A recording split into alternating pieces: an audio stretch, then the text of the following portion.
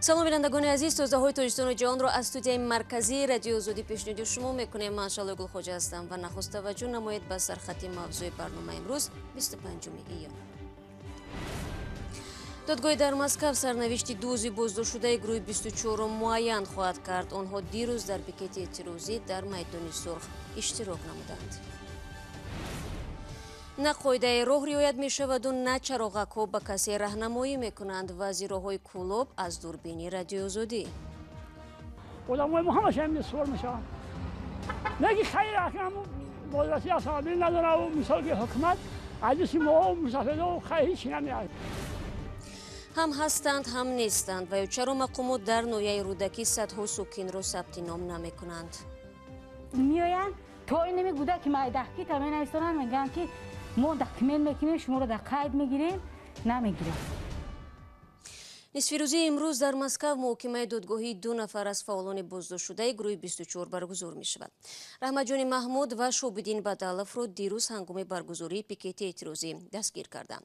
Пикет бар зидди иштироки раиси ҷумҳури Тоҷикистон дар чорабиниҳои бахшида ба пирӯзӣ дар фашизм баргузор шуд. Нуриддин Ризоӣ, масъули бахши равобити хориҷии гурӯҳи 24 мегӯяд, феълан айбномаи боздоштшудаҳо маълум нест. Эмомалӣ Раҳмон 24 июн дар маъракаи бахшида ба пирӯзӣ бар фашизм дар Москав иштирок намуд. Нуриддин Ризоӣ гуфт барои баргузории пикети эътирозӣ иҷозаи мақомоти Русияро гирифта буданд. Соли гузашта низ ҳангоми сафари президенти Тоҷикистон ба Москав Баҳром Ҳамроев, як ҳомии ҳуқуқ, дар наздикии Кремл эътироз карда аз Эмомалӣ Раҳмон хост зиндонёни сиёсиро озод кунад. дар шаҳри Кӯлоб чароғакҳои хомӯши роҳнамо дар равои пиёдагардон ва нақлиёт беназмиро ба вуҷуд овардааст. афзоиши садамаҳои нақлиётиро дар роҳҳои ин шаҳр ба фурӯзон набудани ҳамин чароғакҳо рабт медиҳанд. сокинон муддатҳост интизори ба кор даромадани чароғакҳои роҳнамову шӯъбаи нақлиёти шаҳр мунтазири барномаи махсус аст. Амриддин Олимов ва Маҳмуҷон Раҳматзода хатари гузаштан аз роҳи мошингарди Кӯлобро таҷриба карданд. шаҳриёр ҳар рӯз чанд маротиба аз ин роҳ мегузарад ва ҳар бор ба қавли худаш таваккал мекунад. мегӯяд фаъол набудани чароғаки роҳнамо аз роҳ гузаштани сокинонро хатарзо кардааст. дар не светофор кор мекуна, не як мақсад чия назорат ягон чизе чи хелишон мефора, ҳам хел рафтор мекуна. хуб, ҳамин светофорро чанд қашид кор намекунад? е светофор аз соли ман медонам коркунда ман надидам. фаъол набудани чароғакҳои роҳнамо дар Кӯлоб, севумин шаҳри бузурги Тоҷикистон, мушкили ронандаҳо ва пиёдагардонро ба бор овардааст. мушоҳидаҳои мо дар шаҳр нишон дод, ки дар 7 гузаргоҳ чароғак насб шудааст ва танҳо яктои он пурафаъол аст. дар 2 нуқтаи дигар чароғакҳо қисман ё нодуруст кор мекунанд. 4 дигарашон тамоман хомӯшанд. ман дар зари чароғаки раҳнамоӣ қарор дорам, ки фурӯзон нест ва инҷо яке аз кӯчаҳои марказии шаҳри Кӯлоб аст, ки дар назди бозор қарор дорад. инҷо автомашинаҳо хеле зиёданд ва тавре мебинем на автомашинаҳо интизори сокинон мешаванд, ки онҳо гузаранд, балки сокинон интизор мешаванд, ки кай роҳ холӣ мешавад ва онҳо тавонанд роҳро убур кунанд. сокинони маҳаллаҳои атрофи ин роҳ мегӯянд, беназмӣ дар ҳаракати нақлиёт боиси сар задани садамаҳо мешавад. мушкили бо баъди шофирон дар бораи пешаҳодо ман хеле дида наместанд. хоб раҳ наметаҳанд. ба инҷа ҳами перекроста чи чораҳа бо одами бисёртарин дар ҳамин ҷо ҳамун пеш равшан, ки ҳамин таксиҳо масалан я ина маҳаллаи фирдавсӣ ҳамин ҷо мерава. одамои мо ҳамаша ҳамин суол мешаванд. наки хайр акнаму бодрасӣ автомобил надорад, мисол ки ҳукумат аҷиси мо мусафирҳо хайр ҳечи намеяд. назорату таъмири чароғакҳои роҳнамо дар Кӯлоб ба зиммаи шӯъбаи нақлиёти шаҳр аст. масъулини ин шӯъба дар суҳбат ба радиои Озодӣ гуфтанд, чанд чароғакро аллакай таъмир карданд ва бо сабаби системаи электронӣ доштани дигар чароғакҳо интизори барномаи махсуси фаъолгардонии онҳо ҳастанд. таъмиргари ин чароғакҳо ҳам аз душанбе будааст. фаъол набудани чароғакҳои роҳнамо дар Кӯлоб дар ҳолест, ки чанд соли пеш Абдусалом Искандарзода, сардори собиқи бузрасии давлатии автомобилии Кӯлоб, ба шаҳрдорӣ пешниҳод карда буд, ки дар роҳҳои автомобилгард камераҳои назоратӣ насб карда шавад. харҷи он ҳам $10 миллион гуфта мешуд. аммо ҳукумати шаҳр ба хотири набудани маблағ ин пешниҳодро рад кард. بینندگان عزیز، تو این لحظه برنامه ما برایتان درباره بازداشت دزدی گروه 24 در مسکو برای اعتراض در نزد میدان سرخ خبر دادیم که این ساعتها منتظر محکمه دادگاهی هستند. همچنین از فعال نبودن چراغک‌های راهنما در شهر کولوب گزارش را پیشنهادتان کردیم که باعث افزایش صدمه‌های نقلیاتی گشته است. حالا یک آگهی داریم و بعد آن برنامه را با گزارش‌های دیگر از تاجیکستان و جهان ادامه میدیم. با ما بمانید.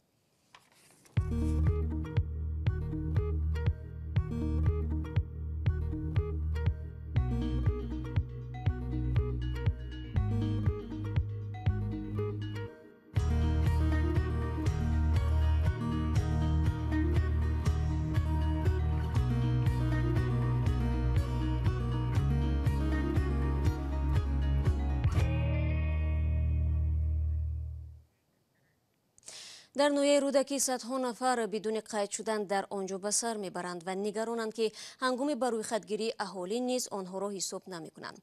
مقامات میگویند ساکنان در جای بوستانسرا و زندگی موسمی غیر قانونی خانه ساختند. مسکونان جماعت زینب آباد میپرسند اگر بود و باش آنها قانونی نیست پس چرا از آنها انداز و پول خدمات کمونالی را میگیرند؟ سروینازی روح الله و شهلای عبدالله همین موضوع را پیگیری کردند. یک گروه ساکنان جماعت زینب‌آباد ناحیه رودکی شکایت دارند که با وجود زندگی بیش از 15 ساله در این محله مقامات آنها را در جای ثبت نام نمی‌کنند و این باعث شده است که فرزندان آنها از مکتب و تحصیل در دانشگاه دور مانند. آنها میگویند مراجعت به تکرارشان به مقامات محلی نتیجه نداد. این خدم در قید فیض‌آباد تو گوداکام در کلوب این میگه که ای کلوب برو رنشون انا که من نمیدونم در کجامونم 4-5 گوداکا این همی 14 سال شد فقط میاین تا این همی گودک مایدهکی تا من ایستانن میگن که ما دکمل میکنیم شما رو در قید میگیریم نمیگیرن. برخی میگویند تلاش‌هایشان برای گرفتن شناسنامه به فرزندانشان بی نتیجه بود زیرا آنها در جای قید زیست ندارند. مثلا ما همینجا این 17 سال زندگی داریم گوجه را پرپسکا نمیکنن مونا میگه در قید گوجه هستی همونجا مون ختونه پول نالوگ میسپاریم پول سوئد میسپاریم پول همه را میسپاریم نه که در قید هیچ جا نیستیم. اینا پنسیونر پنسیا گرفتم 3 سال شد نمیدونم در قید گوجه بردن موندن پنسیا توغری کردن پنسیا میگیریم. در اداره جماعت زینب‌آباد ناحیه رودکی گفتند آنها مسئول حل این مشکل نیستند و این مسئله را حکومت تاجیکستان بررسی میکند. زیرا به گفته همصحبتان ما در این اداره منزل هایی که این ساکنان بنیاد کرده و آنجا زندگی میکنند بوستانسرا حسابیده می شود و تنها برای زندگی موسمی موافق است. ولی در سندی که طبق قراری رقم 31 از سال 2008 به این ساکنان داده شده است در آن گفته می شود که قطعه زمین از سوی جمعیت اگروپروم برای بنیاد باغ و اجرای کارهای آبادانی جدا کرده شده است. این در حالی است که ساکنان با پیشنهاد حجت‌ها میگویند چند نهادی وکالتدار از جمله کمیته زمینسازی شهر دوشنبه به آنها برای ساختن منزل استقامتی اجازه داده است. حقوقشناسان میگویند حالا بحث زمین‌هایی که در آن ساکنان منزل بنیاد کرده‌اند کم نیستند و به گفته هولدان‌ها اکثر چنین خانه‌های استقامتی را برخی مسئولین سابق غیر قانونی حجت گذاری کرده و برای ساکنان اجازه دادند که زندگی را در آنجا ادامه دهند. از همه راه آسانش مراجعت کنند اگر که از طرف حکومت جمهوری تاجیکستان قبول شود تعیینات زمین اینا عوض شود من بعد در اساس قرار رئیس ناحیه رودکی هر یک نفر صاحب ملکی که در اونجا ساختمان خانه کردگی است هر یک صاحب ملک باید قرار علاوه شهادتنامه به قیدگیری مال ملک علاوه گرفته و بعداً مسئله قانونی‌گردانی ساختمان‌های خودشان پیشه کنند. بر اساس آمار رسمی حالا در حدود ناحیه رودکی در 5 بوستانسرا بیشتر از 1400 ساکن زندگی می‌کنند که اکثرشان جای قید زیست ندارند. تحلیلگرانی که موضوع را از نزدیک آگاهند میگویند با وجود اینکه ساکنان خودشان غیر قانونی در این زمین‌ها منزل بنیاد کرده و زندگی دارند جای بحث نیست، اما مقامات که از حساب آنها انداز و مبلغ‌های کمونالی را برای بودجه جمع می‌کنند باید این مشکل آنها را حل کنند، نه به آن شیوهی که خانه‌های مردم را ویران بلکه با راه قانونی به آنها اجازه زندگی دهند.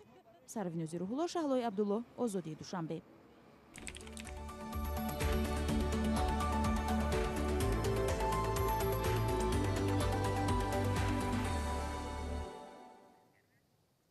вазирати тандурустии Қирғизистон мегӯяд имрӯз дар ҷаласаи ҳукумати кишвар эҳтимоли эълони вазъи фавқулодда дар ду шаҳри бузурги Қирғизистон баррасӣ мешавад. муовини вазири тандурустӣ Мадамин Қаратаев иброз дошт ки ҳукумат аз афзоиши ҳодисаҳои сирояти коронавирус дар шаҳрҳои Бишкеку Ош ва вилоятҳои Чуй нигарон аст.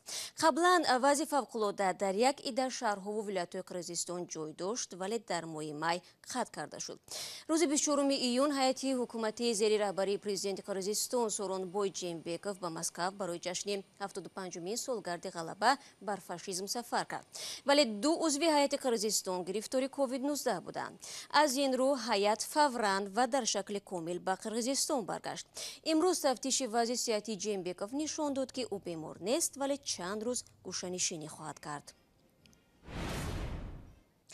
вазирати тандурустии Тоҷикистон эълон кард шабона рӯзи гузашта 63 нафар дар кишвар ба бемории COVID-19 гирифтор шуданд. ин рақам дар қиёс бо рӯзи 23 июн 9 ҳолат бештар аст. вируси COVID-19 дар баробари саломатии сокинон дар Тоҷикистон телефонҳои мобилии онҳоро низ осебпазир кардааст. дар 2 моҳи охир бисёре аз соҳибони телефонҳо маҷбур шуданд барои таъмир ва ба кор андохтани дастгоҳи иртиботиашон ба устоҳо муроҷиат кунанд. тоза намудани телефон бо маҳлулҳои поксозӣ онро якбора корношоям мекардааст. барои Юсуфӣ гузориш медиҳад. ин коронавирус ба телефонҳо низ раҳм намекардааст. чунин аст шикваи шӯхиомези як ҷавоне ки телефонашро назди усто оварда буд. ӯ мегӯяд ба хотири олуда нашудан ба коронавирус дар баробари дастон ҳар рӯз телефонашро мудом ки дар бараш аст чанд дафъа маҳлули безараргардонӣ ва ё антисептик мепошад. ман ҳам як рӯзда 2-3 маротиба телефони худам антисептик мекунам. шаб антисептик карда мондум, саҳар мехезам экран акор монда. барои он садбар омаду муроҷиат кардам. ки масад 250 сомон гуфтанд экраншад, баъд дам 1 соат тайёр мешуда. устоҳои телефон мегӯянд тақрибан аз 2 моҳ ба ин су шумораи муроҷиати муштариён барои таъмири телефону планшет ва ноутбук афзуда аст. ба қавли онҳо аксаран телефонҳо бештар хароб мешаванд ва сабаб ҳам дохили телефон ворид шудани моеъ мебошад. аксари онҳое ки ба устои телефон муроҷиат мекардаанд барои безараргардонӣ ба рӯи телефонашон зиёд антисептик мепошидаанд. вирус сабабҳои ҳамин вируса телефонарам бисёр вайрон шудастанд. ӯ мекунӣ дилуш окисление гирифтага. мақсад тозаш мекунӣ ки ҳамун диодое ки месӯзанд алиш мекунем штобе ки бо асар барқарор шаванд. дар дасти устоҳои таъмиргари телефон ки шумораашон дар маркази тиҷорати Садбарг хеле зиёд аст, телефонҳои гаронқимат ҳам ба мушоҳида мерасад. ҳарчанд дараҷаи ҳифозатии ин теъдод телефонҳо пурзуртар аст, аммо ба қавли устоҳои таъмиргар истифодаи бисёри антисептик ба ин фановарӣ низ зиён мерасондааст. экраниш бисёр, микрофониш калонкаш. ҳар телефон ҳар хел кард. мақсад аст iPhone 10, iPhone 11 кард. экранои ва 2000, 3000, 5000 ҳами хали ана кард. сомонӣ. Астай бо простоёш 80 сум, 100 сум, 150 сум. сокинон тахриби телефону смартфонҳо аз истифодаи барзиёди маҳлулҳои безараргардониро як бахши дигари зиёни бузурги иқтисодии коронавирус ба мардум ном мебаранд. шустани дастон ва истифодаи маҳлулҳои безараргардониро табибон ҳамчун як василаи аслии ҷилавгирӣ аз гирифтор шудан ба вируси нави COVID-19 медонанд. маҳз телефону смартфонро бархи муҳаққиқон аз шумори паҳнкунандагони коронавирус дар ҷаҳон ном мебаранд. ва раҳбари ҳизби социал-демократии Тоҷикистон аз таъқиб шудани аъзо ва тарафдорони ҳизбаш дар гӯшаҳои гуногуни кишвар шикоят кардааст. Раҳматилло Зоиров 23 июн дар изҳороте гуфт ҳукуматҳои маҳаллӣ онҳоро бо ҳар роҳу восита таҳдид мекунанд ва метарсонанд. мақомоти расмии Тоҷикистон ҳанӯз ба ин гуфтаҳо вокуниш накарданд. тафсилот дар вебсайти Радиои Озодӣ.